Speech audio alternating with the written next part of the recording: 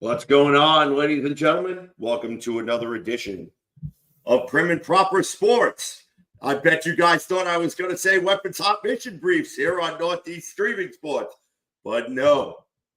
Tonight, I am taking over for Miss Sonia, as she is taking off to parts unknown, doing her thing. And I tell you, tonight's going to be fun. Tonight's going to be fun. Now, I know you guys are used to a certain format when it comes to Sonya shows, okay? And I really, really, really am going to try my best to stick to that format. But there are a couple of things tonight that I am going to bitch about, okay? And yes, there is going to be a little bit of profanity used, so ahead of time, just giving you guys a heads up for right now. So, in that case, first things first, what I want to do is a little bit of shameless promoting. First things first, if you haven't already, go check out the Roku free app. Search up Northeast Streaming Sports. You can catch yours truly on Weapons Hot Mission Briefs, Miss Sonia Pearson at Prim and Proper Sports, along with the other plethora of shows that are here within the network. Great stuff. You can not only catch them on Roku, but you could also catch them on YouTube, okay? Another spot that you can see here on Fire TV on Huddle Sports Network, all right?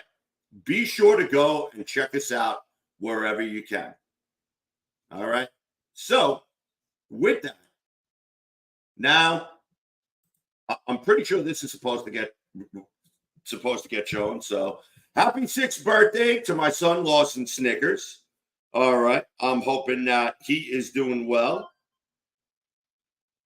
And happy birthday to him. Matter of fact, there we'll even. Happy birthday to you. All right, there we go. That's about as far as we're getting. All right. And of course, here we are. Welcome to Prim and Proper Sports. So give me just one moment while I'm trying to share the show. This is the beautiful thing about being the host.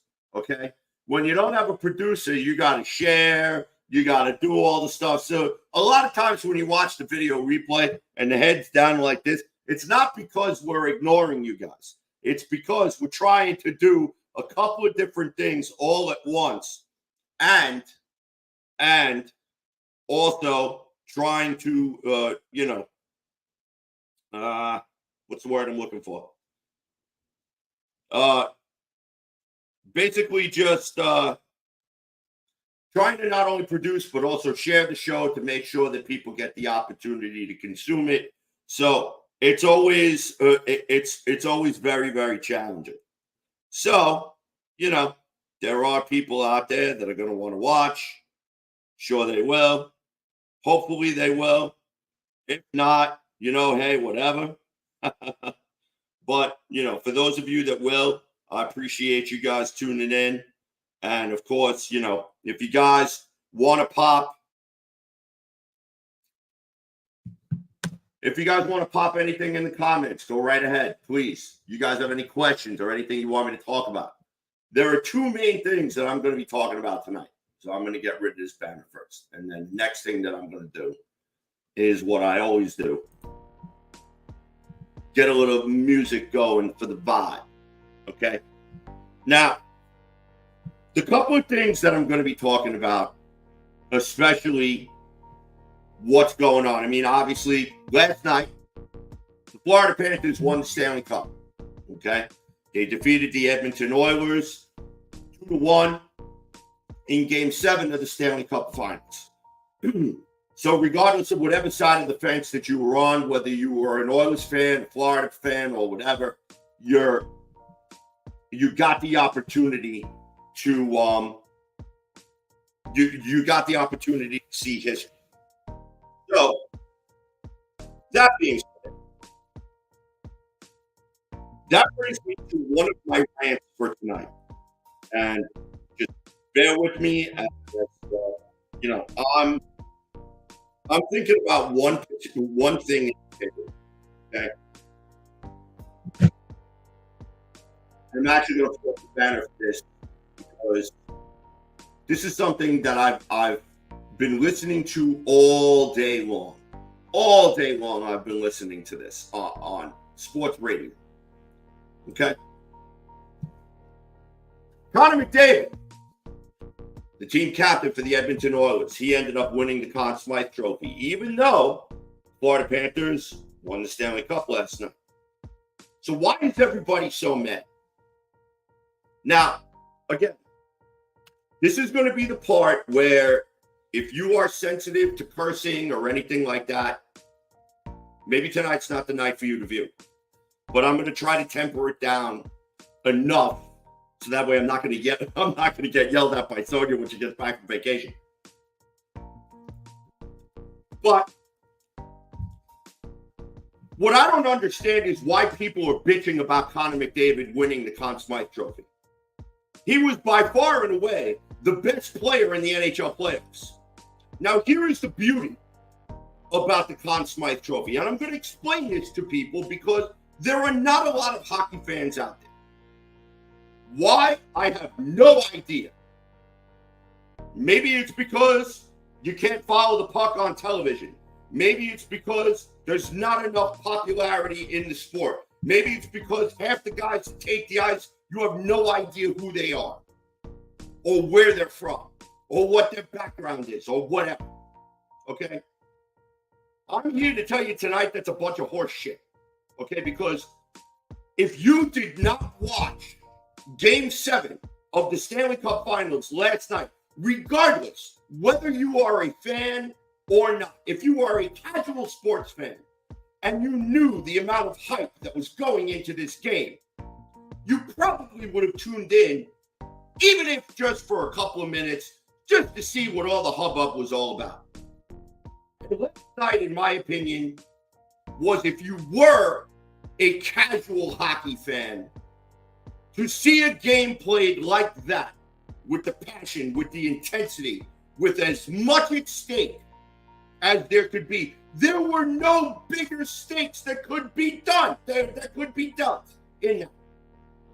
You were playing for the right to be called the NHL World Champions, to have your names engraved on one of the most prestigious trophies in professional sports, the Stanley Cup.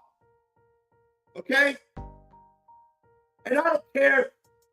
Don't give me the Lombardi trophy. Don't give me MLB's trophy. Don't give me the NBA championship. Don't give me any of that bullshit. I'm sorry. Hands down, far and away, the Stanley Cup is probably the hardest championship to win in professional sports. Period. I will put the NHL up against any of the major sports. Hands down. Now, the beauty of the Conn Smythe Trophy, and this was the point that I wanted to make sure that I made, okay? The beauty of the Conn Smythe Trophy is it is not just who is the finals MVP like the NBA does, okay? There are not any voters that are going to sit there and talk about this player or that player or who's the best player wherever. There's none of that. None. The Conn Smythe Trophy is for the most valuable player to their team in the playoffs, from start to finish. Okay? Connor McDavid, far and away, was the most valuable player in the playoffs for the 2024 playoffs. Hands down. Okay? You could make an argument for Sergei Bobrovsky. Let me get that out of the way because I'm sure that there are people out there, Florida Panther fans included, that are probably all butthurt because they thought that Bob should have gone. And as a matter of fact, it wanted to make me vomit today just for the amount of how I had to listen to on sports radio. Oh, I think Sergei Bobrovsky should have gone.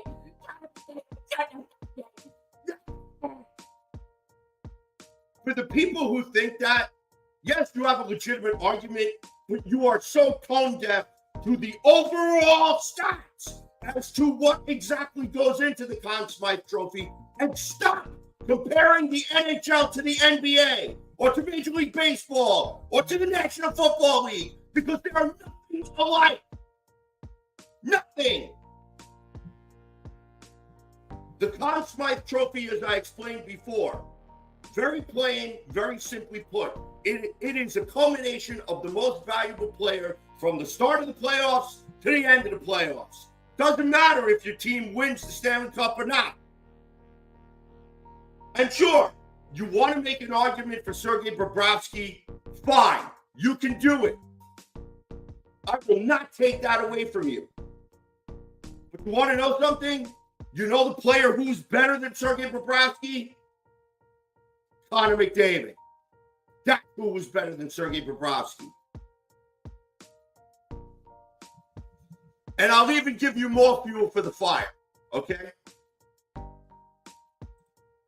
Let's talk about Sergei Bobrovsky versus Stuart Skinner, okay? And all of these stats are courtesy of NHL Edge, and I thank whoever it is who put this together because this was a godsend, all right? Sergei Bobrovsky's record in the playoffs, 16-8, with a goals against average of 2.32, a save percentage of 0.906 in 24 games played.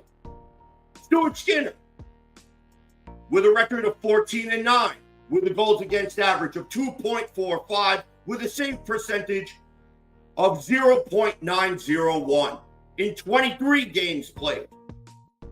Okay?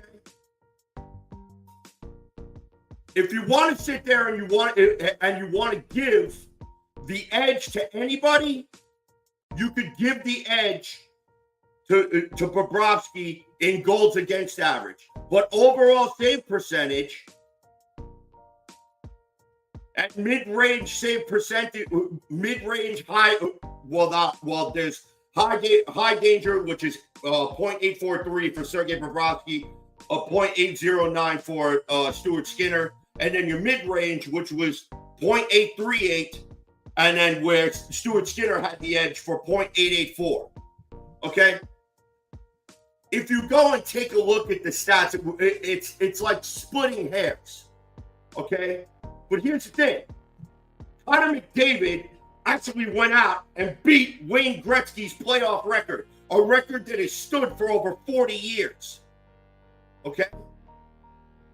And sure, you probably say, well, Gretzky played in a different time. Yeah, that's true. They were scoring. They were scoring. They were scoring goals and buckets in the 80s and the early 90s before defenses started tightening up.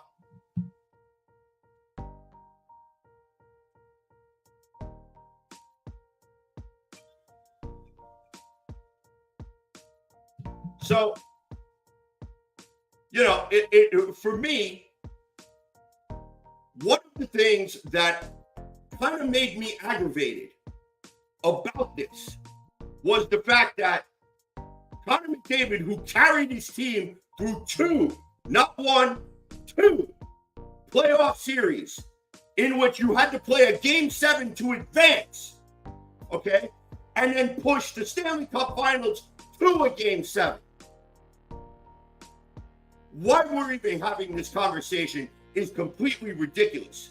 Because if that's the case, and we're having this conversation, you know who else we should be throwing in this conversation? How about Igor Shesterkin, goaltender for the New York Rangers? Okay? How about Vancouver's goaltender? Huh? How about Quinn Hughes? How about JT Miller? Why aren't they into the conversation? if you're going to sit there and say, well, because Sergei Bobrovsky and the Florida Panthers won the Stanley Cup, it's only right that he should get the Conn Smythe Trophy, that is a completely asinine argument. And from somebody who's watched the Stanley Cup playoffs from start to finish, yes, it's an asinine argument. Keep in mind that Bobrovsky gave up 18 goals in 2 games, in 3 games almost. Okay? One of the games he got hooked. So, I mean, you got to think about it. Okay?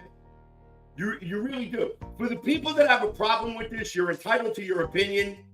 And you know what? I respect your opinion, but I respectfully disagree with your opinion. And I think the NHL got it right. Okay? Even PK Subban last night on ESPN, on the NHL on ESPN, okay, walked back his comments that he felt like Bobrovsky should have got it. But Messier set him straight. Hands down, regardless whether Edmonton wins or loses, Connor McDavid should get the Conn Smythe. And that's exactly what happened. So, if you're a Florida Panthers fan and you're mad because Sergei Bobrovsky didn't win the Conn Smythe Trophy, shut up. Your team just won the Stanley Cup. Be happy about that. And you guys are lucky that you even won that game because, not for anything, Ekholm ended up scoring the goal right underneath freaking Sam Bennett thanks to a quick whistle. Go back and watch the replay. So, enough. Enough. Connor McDavid deserves this award. Give him his little bit of consolation. It's bad enough that he can't even enjoy winning this because Edmonton lost the Stanley Cup. And I guarantee you that he would trade that Conn Smythe Trophy in a heartbeat to be able to hoist that Stanley Cup. Think about that. All right. So that's all that I'm going to talk about that. And now I'm actually going to go to the next part of the show. Major League Baseball has done it again. And I almost wish that I had Keith Engel here to kind of, I don't know if I could say talk some sense into me when it comes to baseball as far of it, because the only reason I'm even talking about this is because of the subject that's been brought up so much over and over and over again. And you know what? Over the past couple of days, and even my mom, my mom, who's a diehard Mets fan, God rest her soul. If she was here watching this broadcast right now, I'm sure she would find a way to put in the comments, Yankees suck. All right? I love you, Mom. I miss you every day. Edwin Diaz, closer for the New York Mets, okay, ended up getting caught with some sort of sticky substance on his hands, okay? They checked him. They didn't tell him to go wash his hands, nothing. They just kicked his ass out. And now he's suspended for 10 games, okay? Now, I've heard a lot of talk about this, okay, on sports radio. I've heard a lot of different debates about this, going back and forth. This was a justifiable suspension. This wasn't a justifiable suspension. Blah, blah, blah, blah, blah. What's going on, Hollow Sports Network? Appreciate you guys coming on. Real quick. We love you. Miss Sonia over there, wherever she's at her top secret bunker, I hope you're having fun. And I'm glad you got to your destination safely. All right, so with that, again, let me continue on with this, okay? Because it drives me absolutely bad. Absolutely bad. Okay? Edwin Diaz gets a 10-game suspension for the sticky substance on his hands. Have Major League Baseball umpires gone too far with this rule? I say yes. Do you know why? Because even in the MLB rule book, there is still no definitive rule about what defines a sticky substance or not. Okay? And personally, for me, I think that with the fact that pitchers are getting stronger, the balls are getting smaller, every 2 years, Major League Baseball does something to the baseballs. I have no idea what, but it's like they're trying to do something in order to increase offense or whatever, and I just think that it's absolutely stupid. There was nothing wrong with the baseball the way that they had it. You should have left it alone. And now you have guys that have to use stuff on their hands to grip it, to be able to control it, because you have guys being capable of being able to throw 98, 99, 100, 102 miles an hour. Do you think that's going to be a good feeling if somebody loses control of that ball and they hit somebody in the head?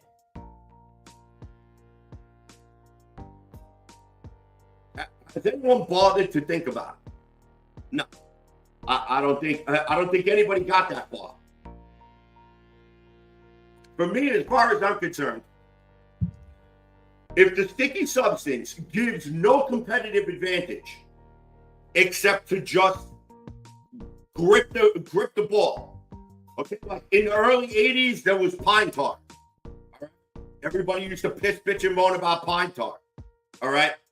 Then there was, Joe Negro taking a nail file. He had a nail file in his back pocket that he would go and scuff up the ball or whatever. They had another dude who used to put snot on the ball. All right. And I know that actually somebody did do that. And it was referenced in Major League. Okay. So to me, it's like, unless you're going to gain some sort of a competitive advantage from it, then you need to be able to have control of that ball. Just like with a bat, okay? You need to be able to have control of that bat. Because if you go and swing and that bat takes off and it hits somebody, you know what's going to happen? You're going to seriously injure somebody. That's why now there's all net, okay? Behind home plate, all down the first baseline, down the third baseline, or whatever. All in that immediate infield area, there's netting. And the reason being is because you got foul balls coming back. You don't know what direction they're going. You don't know how fast they're going. These guys are throwing 95, 96, 97, 98 miles an hour. But that's not really the biggest issue that I have with this, okay? The issue that I have with this is because of the fact that umpires can make are left to make a judgment call, okay? Now, the judgment call is pull the guy off the mound, tell him to go wash his hands and come back. You're already making a pitching change. There's already a delay. What's another 20 to 30 seconds? What's another minute? What's another 2 minutes? It's not a big deal. Something that can happen right away. Okay? Just get it over with. All right? If the guy says no, or he's making it blatant that he doesn't want to he doesn't want to wash his hands, or he thinks that there's nothing wrong or whatever, or he's trying to hide it, then I could understand bouncing the game. Then I could understand bouncing the guy. But then when you go and take a look at the whole sequence, it's like Edwin Diaz, like he knew that he was caught. He knew he was doing something against the rules. So to me, watching that whole sequence, the ump should have just sent him to go wash his hands, tell him to get his ass back, check it again, and then decide whether you're going to let him play or not. So, to me, I think that because every umpire is different, every umpire is going to look for something. They are going to look for something to put their stamp on this game. Okay? And most of all, you got the umpires that they want their names in the spotlight. But to me, the umpire should only be seen and not heard. Because every time an umpire is heard from, there's always some sort of screw up. That always ends up happening. All right. The reason being why I don't find this a big deal with him having any kind of foreign sticky substance on is because of the fact that every couple of years, Major League Baseball is changing the way the baseball is made. Either it's the composite cover, either it's the size of the baseball, either it's the weight of the baseball, either it's whatever. So, to me, knowing how fast guys can throw this ball, these guys should be able to use whatever the hell they need to hold on to that ball, as long as it's not going to give you a competitive advantage. Because baseball's already got the black eye with PEDs, and now for something as trivial as this, now we're gonna overcommit, and we're gonna put the decision in the hands of the umpires. That is bullshit. And the reason why it's bullshit is because when you have an umpire who is going to look for something, they are going to manufacture something to pick at. Now, am I saying the umpire manufactured this? No. Edwin Diaz did this all on his own. Whatever he gets, he's got coming for it. The only issue that I had with Diaz was that if he felt he did nothing wrong and all he had on it was dirt and sweat or whatever, should have put up more of a fight. Instead, he walked off the mound with his tail between his legs and he didn't say squat. And I'm sorry, but if that were me, if I'm going to get ejected, I'm going to get ejected because I'm going to curse out that ump. That's why I'm going to get ejected. So, with that, I really think that this is a rule that Major League Baseball needs to rethink. Or they basically need to make clear-cut guidelines and have a list. Okay? Just like they do with PEDs. Okay? Just like they do with any other bullshit that they have. You can't use this, you can't use that, it has to be a certain weight, it has to be a certain length, you can't do this, you can't do the other thing. So, when you go to the bathroom, you can only use two pieces of toilet paper instead of 3. You know, it's ridiculous. All right, so they need to make it definitive. So that way, this is the letter of the law, this is what the umpires need to go through, and not make it a judgment call. Okay?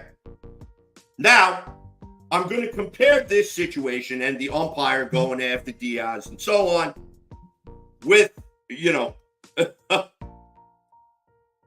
with the fact that, now, shout out to Keith Engel. I appreciate you checking me out. I'm sure you're going to have a lot to hear about my little baseball rant when I talk about it. So, I just think that, like I said before, as long as it's not going to give you any kind of competitive advantage, then you should be able to use whatever it is that you need to grip that ball to make sure that you can safely throw it. Okay? Sort of like Garrett Cole and Spider Tap. Okay? And he flat out said it. The balls are slick. In the summertime, your hands sweat. You need something to hold on to the ball, otherwise the ball's going to go all over the place. And again, this is because of the fact that baseball keeps changing the balls, or changing the composite makeup of the ball. So, to me, out of the interest of not getting somebody killed, let them use whatever the hell they want, as long as it's not going to give them a competitive advantage. Or, if you're going to outlaw this stuff, then it needs to be definitive. There needs to be a letter of the law. There needs to be a list of stuff that they are not allowed to use. And that's it. And you violate that list, then you get your ejection, you get your 10-game suspension, you take your lumps, and that's it. Here, the way that this is, and the reason why this is getting so much attention, is because of the fact that it's so subjective to interpretation. Where the ump comes out and says, well, I've seen some sticky stuff before, and this was the stickiest stuff I've ever seen. Was that before or after you went in the bathroom to go smoke a joint? I mean, if you're going to have a definitive answer like that, then you need to back it up. What was it? So, anyhow, that's my baseball rant. I really just, there are just sometimes Major League Baseball just drives me absolutely nuts. So, now with that, we're already at the halfway point of the show. So, now we're going to talk a little NHL, okay? I want to circle back to the Connor McDavid thing for just a second. Connor McDavid now joins a very dubious panel of Conn Smythe Trophy winners on teams that lost in the Stanley Cup Final. Starting in 2003, Jean-Sébastien Giguère, he was a goalie for the Anaheim Mighty Ducks. Ron Hextall, goalie for the Philadelphia Flyers. Reggie Leach in 1976 for the Philadelphia Flyers. Glenn Hall, the St. Louis Blues in 1968. And rounding out the list, Roger Crozier of the Detroit Red Wings in 1966. Okay? So, if you really, really want to talk about something that is just like absolutely mind-boggling, okay? This is where Connor McDavid now joins company that hopefully will be enough that Edmonton will actually try to add some more pieces next year to get them back to the Stanley Cup Final.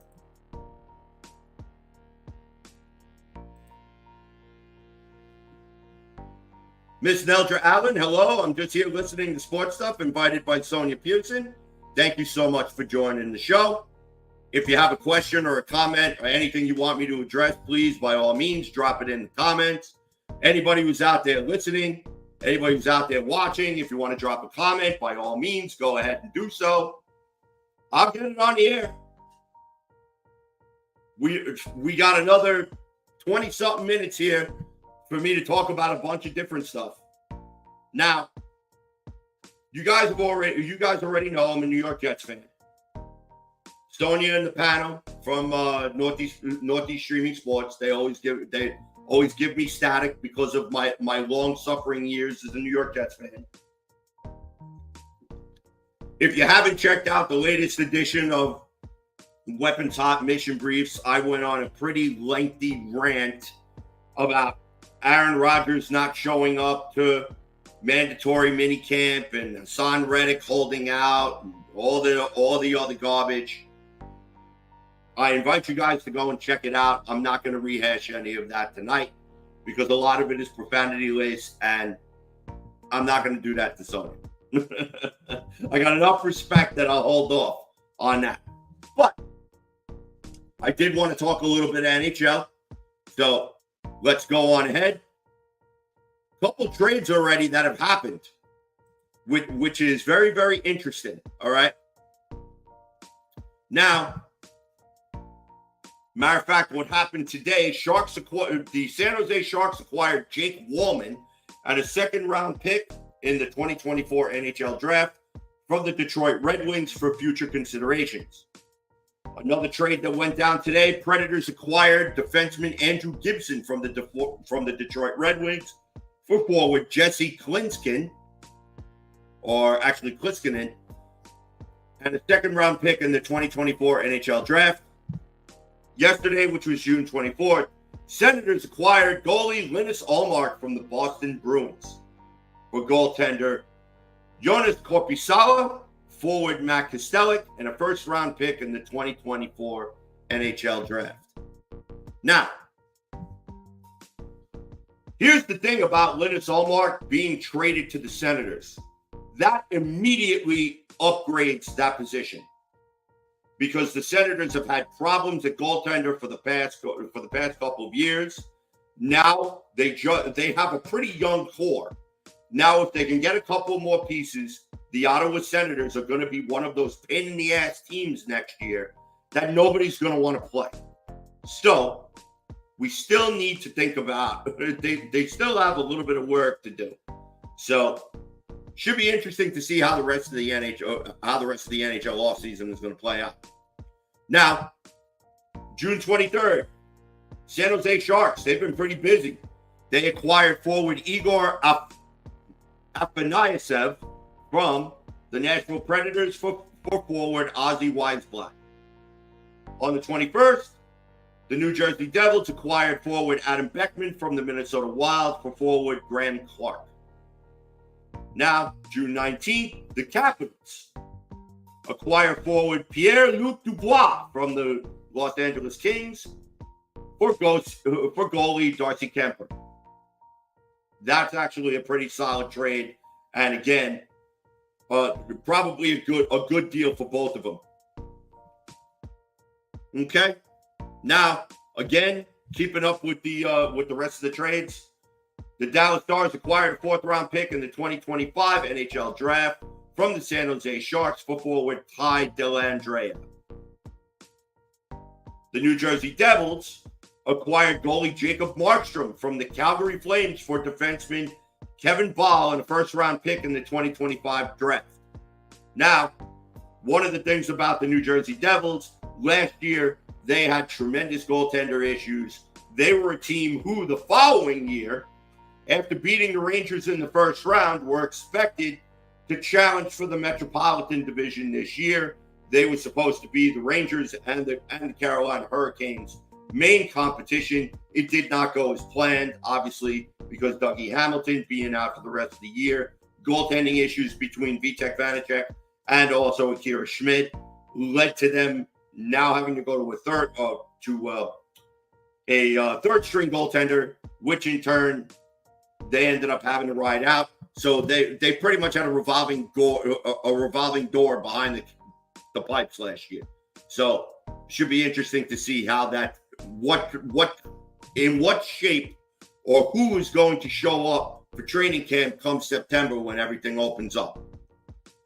Now, the Chicago Blackhawks acquired a first-round, second-round pick in the 2024 NHL Draft from the New York Islanders for a first-round pick and 2 second-round picks in the 2024 NHL Draft. Looks like there's just a swap of picks going on right there.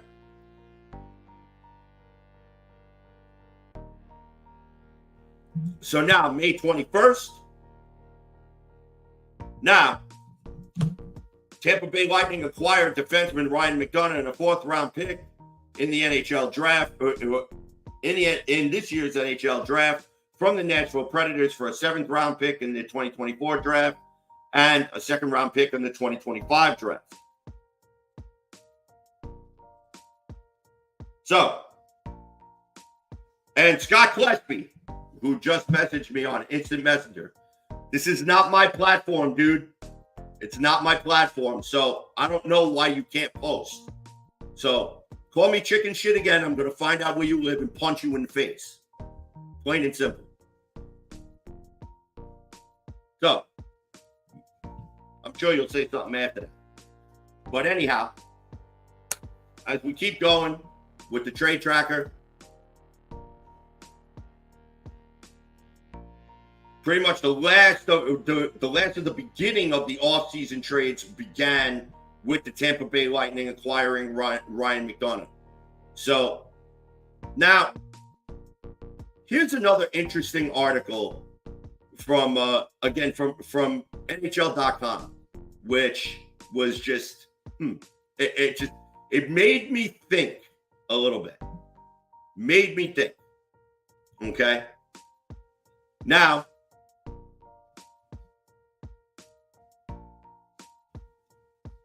from NHL and NHL.com, I invite you guys to go and definitely check out the article, Most Impactful NHL Trade Deadline Acquisition Debated. You had Jake Gensel in that conversation, Monahan in that conversation, Tanev in that conversation, Michael Bunting. Let's see. Yeah, we talked about Noah Hannafin, Casey Middlestat. By the way, Casey Middlestat re-upped with the Colorado Avalanche, so that's going to be his new home. So, Sean Monahan, acquired by the Winnipeg Jets, and of course Chris Tanev from the Dallas Stars.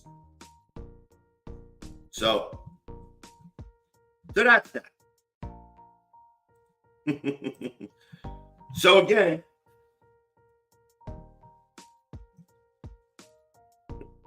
so see this, Scott? Miss Neldra posted just fine. That's because it's just operator error. Other than that, Sonia really just doesn't like you, so that's probably why she's not letting you post. But anyhow, so we got another couple of things here. We got another few minutes. Now that the NBA season is over, okay, now that the NHL season is finally over, now we can actually reflect, and this is where the giant spotlight now gets focused on baseball and either the lack of interest thereof.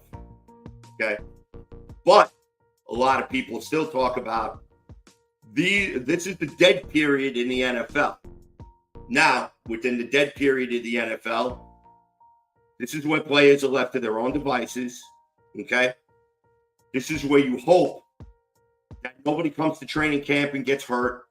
Nobody comes to training camp facing any type of legal issues. And believe it or not, you've already had a couple of people who've gotten let go because of arrests and legal issues.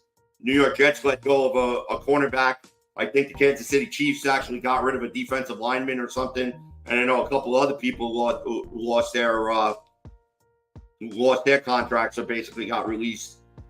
So this is the time where, Scott's texting me again. So let's see what this knucklehead is. If you're scared, just say you're scared. Dude, I ain't scared of you. Like I said, if you're not able to post, that's your problem. So why don't you subscribe to the page? So maybe they'll let you post then. So anyhow, this is the time where you hope that all of the players wrap themselves in bubble wrap and they do whatever it is that they need to do to keep themselves out of trouble, to keep themselves healthy, to keep themselves safe. So that way, when you arrive for training camp, your all systems go and you're ready to start the 2024-25 campaign for the NFL season. And especially with the way that this season is shaping up to be, with the New York Jets facing San Francisco 49ers on Monday Night Football. My comments about the Jets playing three games in 10, 11 days, pretty much well documented. So, going to be interesting to see exactly how the NFL is going to start their promotion. And of course, preseason always starts with the Hall of Fame game. So, even though it's absolutely meaningless football, it's still good to see some football anyhow. So, with that, you basically, if you're a fan, especially Carolina going through their rebuild, all right, Sonya talks about it all the time. I talk about the Jets all the time, where I'm wondering which New York Jets are actually going to show up. Will the New York Jets actually make it to the playoffs this year with the non-pseudo playoff mandate that's put down? My thought themselves is, I already told you guys, if the Jets don't make the playoffs, I think they blow everything up. I really don't. I don't see anybody surviving it if they don't make the playoffs. So, who the hell knows? But we did see some nice surprises in the NFL, such as head coach DeMeco Ryans and the Houston Texans. Okay, C.J. Stroud having his coming out party, actually winning a playoff game. All right. We still learned that the Kansas City Chiefs are the Kansas City Chiefs, no matter how cold it is outside. We also learned that the Miami Dolphins still have identity issues because they don't know what kind of football team they want to be, whether they want to be a run-first football team, whether they want to be a pass-first football team. Curious to see what the Buffalo Bills are going to look like with the mass exodus that they had because they had to shed cap space. So it's going to be interesting to see exactly what it is that's going to transpire.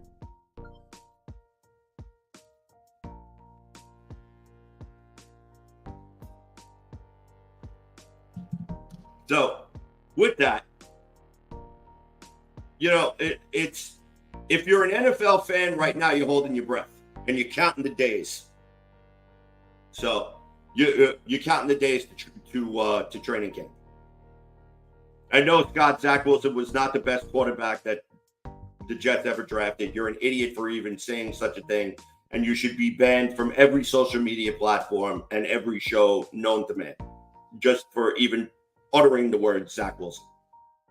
So, but anyhow, as an NFL fan right now, you're holding your breath. You're looking forward to training camp, but you're also hoping that nobody on your team gets hurt. Nobody on your squad gets hurt. At the NBA, tonight's the NBA draft. So if you're a basketball fan, you're looking to see, you already know what your team is picking. You're looking to see who they're going to select. That should be interesting enough. So for me, I don't really follow basketball, so I can't really comment on the NBA as much as Sonya would, as much as J-Train would, as much as Mac would, So for me, my loves, football, hockey. That's where it's at. That's where it's at for me. The close third is baseball, but I really only watch baseball probably like the middle of August is when I start really tuning in to pay attention. So baseball season is just way too long for me. So I notice the older I'm getting, the easier it is for me to lose interest in things. So with that, now pretty much talked about everything that I would like to talk about. Really, the biggest things were just the two topics that I talked about at the beginning of the show. So I'm going to wrap it up with this. So we'll wrap up the show a little bit early. So if you're a sports fan, no matter what fan you root for, no matter what sport you root for, okay?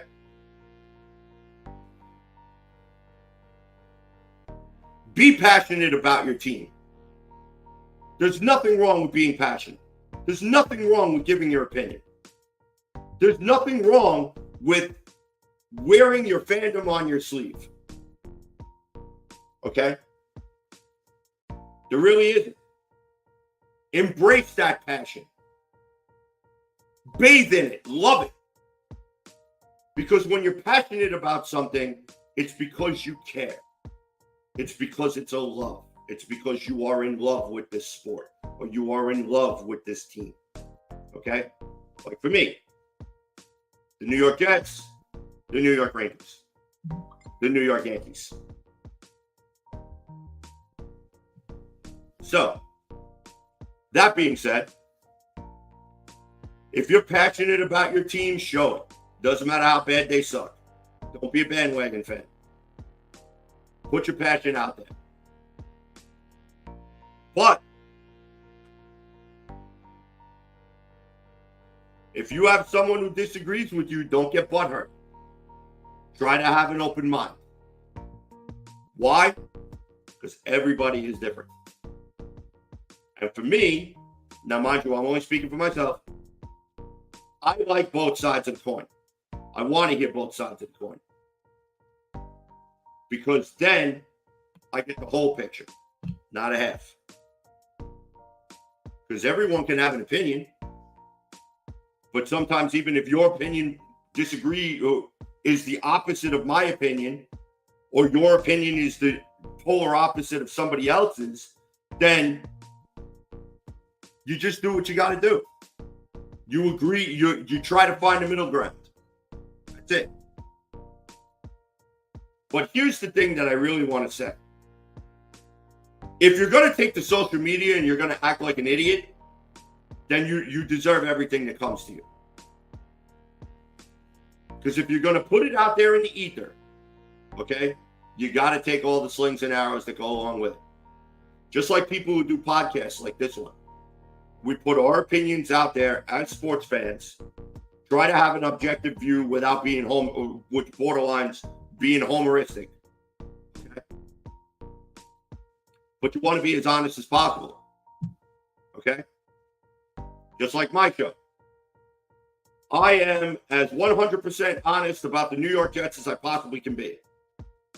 Because my team sucks. They've sucked for a very long time. Okay? I'm not going to sit up here and I'm not going to blow sunshine up anybody's ass and say, yeah, my team's going to win the Super Bowl next year. I'm not that kind of guy. I've never been that kind of fan.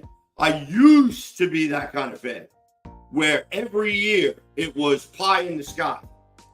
But then when you start rooting for a team for years upon years upon years, and you see their internal flaws year after year after year, and they do absolutely nothing to address them, and it becomes so incredibly frustrating.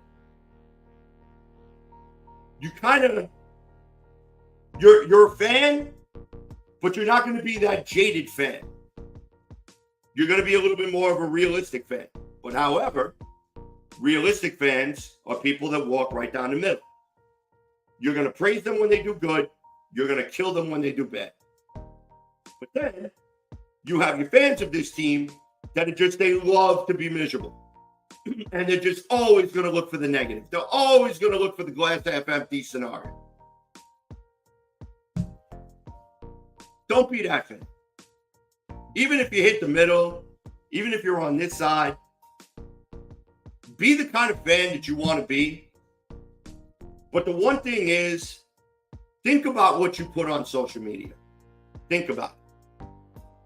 Because once you put it out there, you can't take it back. Once it's said, you can't take it back. So, and of course, if you're going to go to social media and you're going to put your opinion out there, be prepared to take the slings and arrows. Comes along with the territory, kids. All right? That's what it's all about, being a fan. Put your opinion out there, your point of view. See if you have people who agree with you or don't agree with you. That's all there is to it. But have an open mind. So with that, I'm going to wrap up Prim and Proper Sports tonight because I think I've infected Sonia's airwaves enough. My name is CJ, the Painkiller D. Simone, and I'd like to thank everybody who tuned in tonight, who watched everything again. A little shameless plug here. Go to Roku, download the free Roku app, search up Northeast Streaming Sports. Be sure to go and check us out. Shout out to the Huddle Sports Network on Fire TV. You can check out our shows there. We have an entire lineup of shows that no matter what you're into, you're going to find something. So be sure to come and check us out. And real quick, happy 6th birthday to Lawson Snickers. With that, I'm signing off. This is CJ the Painkiller D. Simone. This has been Prim and Proper Sports on Northeast Streaming Sports. Thank you guys for tuning in. And we'll see you guys when we see you guys.